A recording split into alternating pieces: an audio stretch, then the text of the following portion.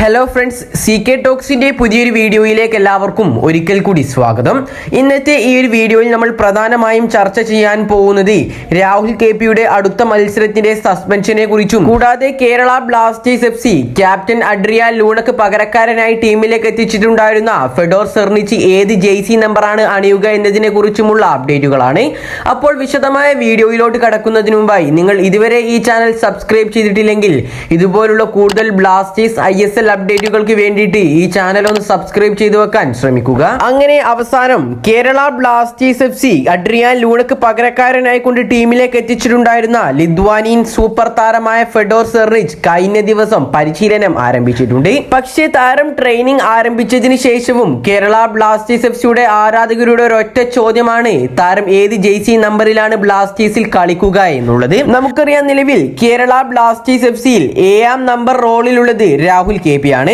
10ാം നമ്പറിൽ captain Adrian ലൂണയും 9ാം നമ്പറിലാകട്ടെ ദിമിത്രിയോസ് ഡയമൻഡക്കോസുമാണ്. ഏതായാലും ഇതിനെ തുടർന്നുകൊണ്ടുള്ള ഏറ്റവും പുതിയ റിപ്പോർട്ടുകളിൽ നിന്നും നമുക്ക് മനസ്സിലാക്കാൻ സാധിക്കുന്നത് ഫെഡോർ സെർണിച്ച് എന്ന ഈ ഒരു താരം കേരള ബ്ലാസ്റ്റേഴ്സ് FCയിൽ 11ാം നമ്പർ ജേഴ്സിയിൽ കളിക്കുമെന്നാണ്. 10ാം നമ്പർ അഡ്രിയാൻ ലൂണയുടേതായിരുന്നു. പക്ഷേ 11ാം നമ്പർ അവിടെ ഒഴിഞ്ഞു കിടക്കുകയാണ്. അതുകൊണ്ട് തന്നെയാണ് ഫെഡോർ സെർണിച്ചിന് ഈ ഒരു 11ാം നമ്പർ നൽകിയിട്ടുള്ളത്. ഏതായാലും വെറും 2 മാസത്തേക്ക് അത്രയധികം മാർക്കറ്റ് വാല്യൂ ഉള്ള ഒരു താരത്തെ കേരള ബ്ലാസ്റ്റേഴ്സ് FC സ്വന്തമാക്കണമെങ്കിൽ എന്തെങ്കിലും ഒന്ന് കാണുമെന്ന് നമുക്ക് ഉറപ്പാണ്. നിലവിൽ പുറത്തേക്ക് വന്നിട്ടുള്ള റിപ്പോർട്ടുകൾ പ്രകാരം കേരള ബ്ലാസ്റ്റേഴ്സ് FCയുടെ അടുത്ത എവേ മത്സരമായ ഫെബ്രുവരി 2ാം തീയതിയിലെ ഒഡീഷ FCക്കെതിരായുള്ള മത്സരത്തിൽ ബ്ലാസ്റ്റേഴ്സിന്റെ പുതിയ സൈനിങ് ആയ ഫെഡോർ സെർണിച്ച് എന്ന ലിത്വാനിയൻ താരം അവൈലബിൾ ആയിരിക്കുമെന്നാണ് നമുക്ക് അറിയാൻ സാധിച്ചിട്ടുള്ളത്. ഏതായാലും കേരള ബ്ലാസ്റ്റേഴ്സിലെ ലൂണയുടെ ആഭാവം തികച്ചും ഫെഡോർ സെർണിച്ച് എന്ന ഈ ഒരു താരത്തിന് നികത്താനാവുമോ എന്ന് നമുക്ക് കാത്തിരുന്നു കാണാം. അടുത്തൊരു വാർത്ത എന്നത് കേരള ബ്ലാസ്റ്റേഴ്സ് FCയിലെ മിന്നും മലയാളി താരമായ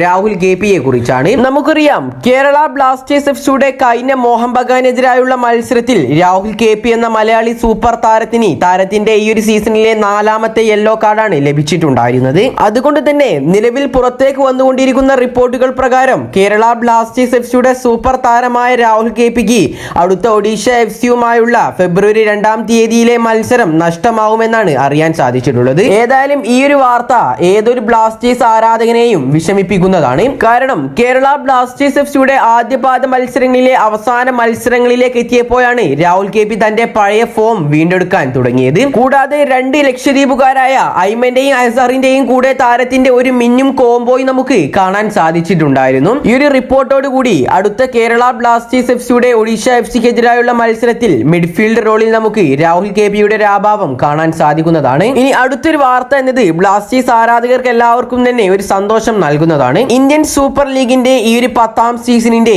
2ാം പാദ മത്സരങ്ങളിൽ കേരള ബ്ലാസ്റ്റേഴ്സ് FC ആദ്യമായി നേരിടേണ്ടി വരുന്നത് കരുത്തന്മാരായ ഒഡീഷ FCയാണ്. സെർജിയോ ലോബേറ എന്ന സ്പാനിഷ് പരിശീലകന് കീഴിൽ മികച്ച താരങ്ങളുമായാണ് ഒഡീഷ FC സീസണിൽ ഗംഭീര പ്രകടനങ്ങൾ കാഴ്ചവെച്ചുകൊണ്ടിരിക്കുന്നത്. സൂപ്പർ കപ്പ് ടൂർണമെന്റിന്റെ ഫൈനലിൽ കാലിടറി പോയെങ്കിലും ഇന്ത്യൻ സൂപ്പർ ലീഗിൽ 12 മത്സരങ്ങളിൽ നിന്നും 24 പോയിന്റുകൾ സ്വന്തമാക്കി ഒഡീഷ FC നിലവിൽ പോയിന്റ് ടേബിളിൽ 3ാം സ്ഥാനത്താണുള്ളത്. ഈ ഒരു മത്സരത്തിൽ ഒഡീഷ FCയുടെ ഡിഫൻസിലെ പ്രധാന വിദേശ താരമായ മുർത്താദോ ഫാൾ റെഡ് കാർഡ് കണ്ട് പുറത്തായിട്ടുണ്ടായിരുന്നു. ഓൾ ഇന്ത്യ ഫുട്ബോൾ ഫെഡറേഷൻ ഒക്കെ നടക്കുന്ന സൂപ്പർ കപ്പ് ടൂർണമെന്റിൽ റെഡ് കാർഡ് കണ്ട് പുറത്തായതോടെ മുർത്താദോ ഫാളിന്റെ അടുത്ത ISLലെ മത്സരം നഷ്ടമാവുന്നതാണ്. അതുകൊണ്ട് തന്നെ ഫെബ്രുവരി 2-ന് നടക്കുന്ന ഒഡീഷ FCയുടെ അടുത്ത ഇന്ത്യൻ സൂപ്പർ ലീഗ് മത്സരമായ കേരള ബ്ലാസ്റ്റേഴ്സിനെതിരായ ഹോം മത്സരത്തിൽ മുർത്താദോ ഫാളിന് ബ്ലാസ്റ്റേഴ്സിനെതിരെ കളിക്കാൻ സാധിക്കുകയില്ല. കൂടാതെ ഇന്ത്യൻ സൂപ്പർ ലീഗിന്റെ പോയിന്റ് ടേബിളിൽ മുൻനിര സ്ഥാനങ്ങളിൽ നിൽക്കുന്ന ഇരു ടീമുകളും തമ്മിൽ ഏറ്റുമുട്ടുമ്പോൾ ഇതൊരു നിർണായക പോരാട്ടം തന്നെയായിരിക്കും. ഏതായാലും അടുത്ത ഒഡീഷ FCക്കെതിരായുള്ള മത്സരത്തിൽ കേരള ബ്ലാസ്റ്റേഴ്സ് FC വിജയിക്കുമോ അല്ലെങ്കിൽ പരാജയപ്പെടുമോ? വിജയിക്കുകയാണെങ്കിൽ തന്നെ എത്ര സ്കോറിനായിരിക്കും വിജയിക്കുക എന്നുള്ളതെല്ലാം നിങ്ങൾ പ്രെഡിക്റ്റ് ചെയ്തുകൊണ്ട് കമന്റ് ചെയ്യുക. അപ്പോൾ വീഡിയോ ഇഷ്ടപ്പെട്ടു കഴിഞ്ഞാൽ ഈ ചാനൽ തീർച്ചയായും ഒന്ന് സബ്സ്ക്രൈബ് ചെയ്തു വെക്കാനും എല്ലാവരും ശ്രമിക്കണം. അപ്പോൾ ഇതുപോലുള്ള കൂടുതൽ ISLനെ കുറിച്ചും കേരള ബ്ലാസ്റ്റേഴ്സിനെ കുറിച്ചുമുള്ള അപ്ഡേറ്റുമായി വീണ്ടും വരാം. Good bye.